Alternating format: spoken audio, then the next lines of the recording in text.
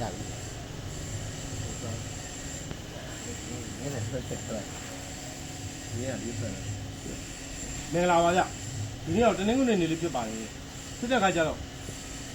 ထူးထူးခြားခြားပေါ့ဗျကျွန်တော်အလုပ်လေးရညားတယ်ဒါတော့ပေးကြလေးရှိပတိပြတ်မှာကြောက်တော့ကျွန်တော်အလုပ်လေးလာဆင်းလာပေါ့လာဆင်းတဲ့ခါကျတော့ဒီနေ့ကထူးထူးခြားခြားတနင်္ဂနွေဖြစ်သူဒီနေ့ကကျွန်တော်တငယ်ချင်းတယောက်ရဲ့မွေးနေ့ဖြစ်ကျွန်တော်တငယ်ချင်းလို့ပြောရင်တော့တိတ်မလုံးတော့ဘူးကျွန်တော်ရဲ့ကျေးဇူးရှင်ဒီလိုပညာရှင်ဘွားကိုရက်တည်နိုင်မှုအတွက်အဖက်ဖက်ကနေတော့အထောက်ပံ့ကောင်းတွေပေးခဲ့တယ်ကျွန်တော်တငယ်ချင်းတယောက်ရှိ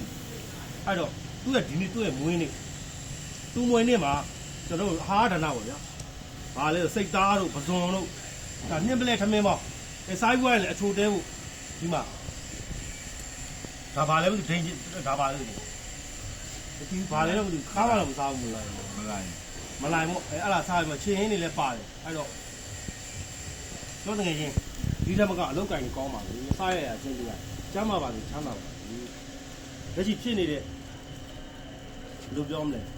သောက်ကတွေလည်းငြိမ်းပါလေ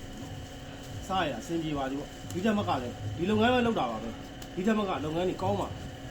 လေဝိုင်းပြီးတော့စူတောင်းမိလေးတော့ကျမ်းမာပါစေချမ်းသာပါ ကျမ်းပါပါစေချမ်းသာပါစေလုတ်ကိုင်းနေကောင်းပါ လုတ်ကိုင်းနေကောင်းပါစေအဲ့တော့ဒီနေ့ချင်းဒီတက်မကအဆင်ပြေပါလေအားလုံးမင်္ဂလာနေ့လည်ပြီစားကြပါဦး